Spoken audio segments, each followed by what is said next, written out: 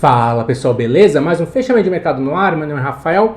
Bom, o Bovespa fechou praticamente estável, né? A gente observou um movimento de alta de 6% ao longo desse mês. Nessas últimas 2 semanas o mercado rasgou e está se acomodando, né? Abaixo de 121 mil pontos, que é uma resistência bastante importante. O mercado já vem esticado, perdendo volume, que a gente já vem comentando. Então nada mais natural que uma acomodação dos preços, tá?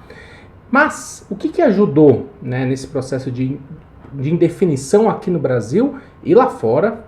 Pesou no final do dia, né, fechando bem próximo da mínima, os Estados Unidos fechando embaixo, né? Indefinição sobre o rumo das negociações entre Rússia e Ucrânia. A Ucrânia apresentou seus termos de negociação. A Rússia, obviamente, não aceitou. Negociação é assim, né? Não tem como a gente pensar que vai olhar e vai resolver de uma vez para outra. Ainda tem bastante caminho para andar esse movimento, né? Essas negociações. De qualquer forma, né, esse tipo de receio de indefinição ajuda as commodities. E as commodities foram destaque de alta de hoje. Petróleo, minério de ferro subindo forte. Isso limitou as perdas por aqui, ao contrário do que aconteceu nos Estados Unidos, em vista, né? Petrobras fechando na máxima, CSN subindo 2%, assim como o Gerdau, Vale subindo 1,4%. Então, né, o setor de commodities ajudou bastante. Do outro lado, uma surpresa, né, com relação à curva de juros que vinha no movimento de queda, né, corrigindo os excessos de precificação de Selic na faixa de 13%, após o resultado do IGPM. Né? O IGPM, que é o índice de aluguel, né, pelo menos aqui de São Paulo, desacelerou de 1,83 para 1,74 na passagem de fevereiro para março. Show de bola. O ponto é o seguinte, que o mercado está esperando 1,4, tá? Veio 1,74, veio bem acima do esperado, né? Então, isso invalida a ideia do Copom, que a Selic atingiu um pico, como a gente vem comentando ao longo da semana? Não invalida, né?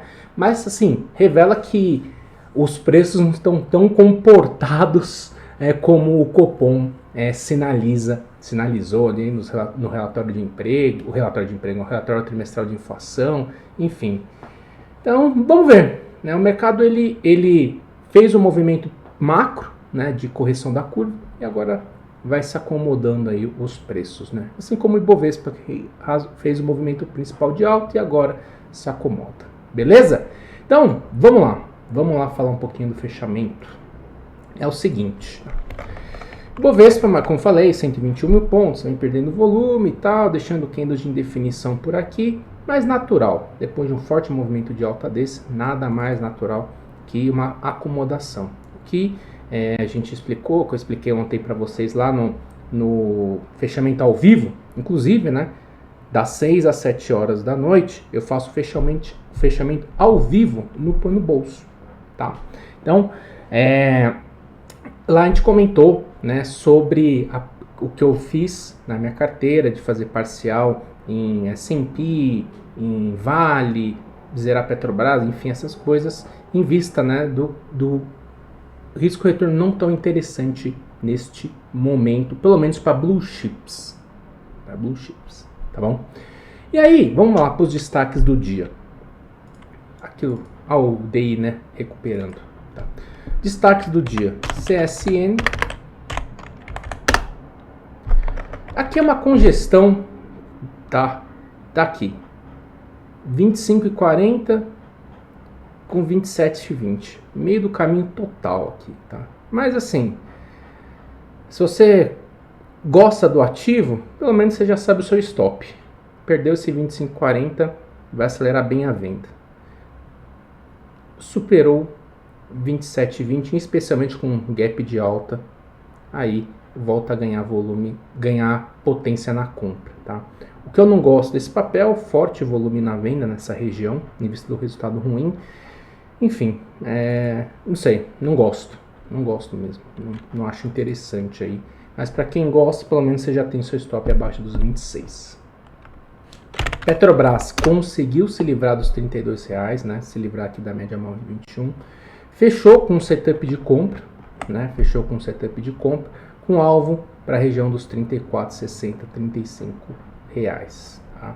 Ficou abaixo dos 31 reais, esse viés de baixa volta a ganhar força e aí tem como alvo aqui a mínima, né?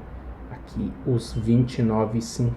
Então, ponto importante, um movimento importante para a Petrobras, né, que foi se consolidar acima de 32 reais, esse viés de baixo perder força e a tendência principal começar a mostrar uma reação. Só vai ter um novo momento de alta rompendo o topo histórico, tá? Em vista de toda essa assinação de topo que foi dado nesses 34, 35 reais. Beleza? Gerdau. Tá aqui travada, né? Nada a ser dito sobre Gerdau. Tá travada, né? Provavelmente vai fechar a semana com mais um candle de indefinição nessa região dos 31 reais. Isso retorno um pouco atrativo neste momento. Vale também, mesma situação, tá travada, respeitou a média móvel de 21, maravilha. Aqui é o seguinte, para você que quer fazer parcial, que nem eu fiz, se perder 93,40 em fechamento diário, faça uma parcial. Tranquilo? O que mais de destaque aqui? Os papéis. Das blue chips, esses foram os destaques, né? Foram essas justificativas da alta, tá? Vamos dar uma olhada aqui. Vamos ver aqui os destaques de alta do dia. Edux, né? Uma recuperação aí, com a possibilidade de uma reversão do setor de educação, né? Aqui tem que esperar um pullback, né? Tem que esperar um pullback, né? Já fez uma onda 1 gigantesca. É esperar o melhor ponto de entrada. Se você gosta do ativo, eu gosto particularmente. Vale a pena buscar uma compra. SLC, tá? É recuperação das commodities, mas aquele case que eu expliquei para vocês, né? Acredito que não vejo um upside gigantesco para commodities no nível atual, tá? Mas se você comprou aqui, show de bola, seu stop é baseado na confirmação da perda da média móvel de 72. Tranquilo?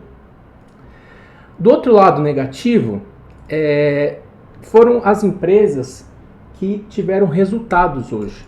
Por exemplo, Copasa, né, que caiu aqui, gap de baixa, foi um resultado ruim, dividendo ruim, enfim, né, foi um desastre completo.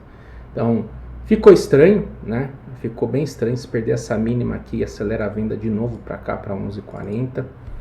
Tupi também, né, também, resultado, acho que foi resultado também, acho que era resultado. Testou a média móvel de 72, tá em vias de perder a média móvel de 21, tá? Ficou estranho, tá com cara de perder esse 16,80 em vista do forte movimento de baixa de hoje, tá bom? Qualicorp também vem uma sequência de resultados ruins. Aqui é venda, né? Testou a média móvel de 72, deixou o candle de reversão com volume acima da média, tem uma venda, o stop acima, nesse 17 reais e buscar aqui pelo menos os 14,20, tá? E o que eu vou fazer, pessoal? Eu vou comentar sobre os resultados, né? Por que teve essa queda, né? O que o mercado viu que não gostou de tanto de Copasa, Qualicorp, acho que Tupi também teve resultado. Agora, no ao vivo, então vou comentar mais sobre os resultados, porque senão vai ficar um fechamento muito extenso, beleza? Para a gente fechar, doletinha, terceiro candle de reversão formado no diário. No semanal, estamos formando finalmente um candle de reversão bonito, né? Então, tá próximo, né? Tá bem sinalizado que aqui é um fundo importante, tá? Amanhã tem a rolagem, vai ser muito importante para o dólar fechar, se conseguir fechar a semana, em vias de romper esse 4,80, que aí para mim abre uma boa oportunidade de compra, como eu expliquei para vocês ontem lá no fechamento, sobre a reversão da carteira que eu venho fazendo, e aí, né, com as parciais feitas em S&P, Vale, Petro, nos fundos que eu tenho posição, fundos de ações que eu tenho posição, pretendo aumentar minha participação no fundo cambial, que está negativa, mas Está negativo porque eu só fui zerando e não aumentando participação, né? Agora eu pretendo aumentar participação em fundo cambial. Beleza? Então é isso, pessoal. Não tem um grande comentário hoje, tá? Acho que o grande destaque foi realmente essa parte da curva de juros, que chama atenção, mas não reverte nada o cenário. E que bom que venha uma correção para o setor de construção, para o setor de varejo, que a gente vem esperando para oferecer uma melhor oportunidade de compra. Beleza? Então é isso. Um grande abraço e até daqui a pouco aqui no Ao Vivo do Põe no Bolso.